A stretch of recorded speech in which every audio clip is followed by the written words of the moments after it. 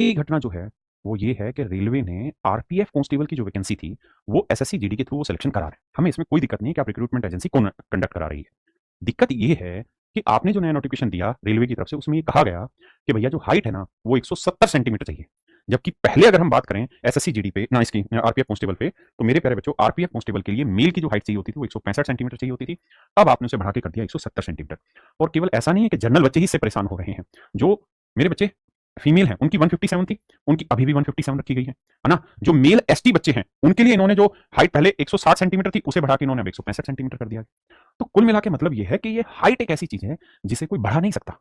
तो आप जो 2024 से जो बच्चा आरपीएफ कांस्टेबल की तैयारी कर रहा है, वो अपनी पढ़ाई के डिफिकल्टी लेवल को आप बढ़ा देंगे, वो उसे मैच कर लेगा। फिजिकल के डिफिकल्टी लेवल को बढ़ाएंगे, वो मैच कर लेगा। लेकिन हाइट कहां से बढ़ा दे, वो चीज कहां से लाए। और दूसरी चीज, आपने क्या किया कि भाई पहले मिनिमम एज 18 थी और मैक्सिमम एज थी 25 आरपीएफ कांस्टेबल की। अब क्या किया जी, मिनिमम एज तो 18 ही रही, लेकिन मैक्सिमम एज कर दी 23 साल। तो अब जो बच्चे 24 साल के हैं, 25 साल के हैं, वो अपनी उम्र कम कहां से करें। भाई अगर कोई बच्चा यूं कहे कि आरपीएफ कांस्टेबल की तैयारी कर रहा है, तो उसके पीछे दो तीन मुख्य कारण हैं। पहला कारण यह है कि वो इंग्लिश से भी बचना चाहते थे, लैंग्वेज का पेपर नहीं देते थे, लैंग्वेज होती नहीं थी रेलवे में। दूसरा, कहीं ना कहीं उनकी उम्र में छूट ज्यादा रहती थी।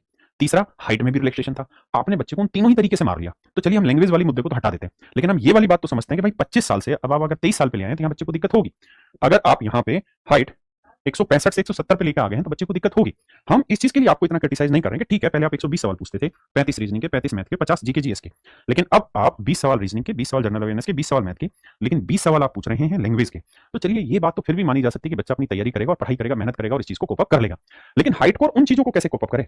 और मेरे दोस्तों, जो अब ये एग्जाम एसएससी जीडी कराने जा रहा है, और एसएससी जीडी का नोटिफिकेशन 25 अक्टूबर को आना चाहिए था, या अक्टूबर 2025 में आना चाहिए था, लेकिन हुआ क्या कि ये नोटिफिकेशन आपको लगभग लगभग नवंबर में मिल जाएगा। और अब ये नोटिफिकेशन नवंबर में आपको मिल जाएगा। देखिए अब दो तीन चीजें, सबसे पहली चीज तो ये कि हम सबको इस आवाज को बड़ा बनाना होगा। हम आरपीएफ कांस्टेबल के लिए एटलीस्ट एक बार बच्चों को ये रिलैक्सेशन दिया जाए, हाइट में भी और एज में भी, वो जरूरी है। और उसके लिए मेरे प्यारे बच्चों, हम एक ट्विटर कैंपेन कर रहे हैं, जस्टिस फॉर आरपीएफ एस्पिरेंट्स। तो आप इस वीडियो को दबा के शेयर करिए मेरे भाई।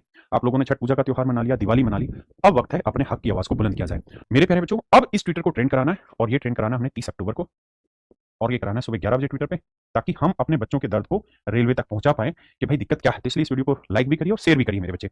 मैं फिर से इस चीज को लिख देता हूं यहाँ, ताकि आप समझ पाए। 30 अक्टूबर है भाई, ठीक है, और सुबह 11 बजे ट्विटर कैंपेन होगा। दूसरी चीज, देखिए पढ़ाई तो आपको करनी ही होगी, बाकी चीजों की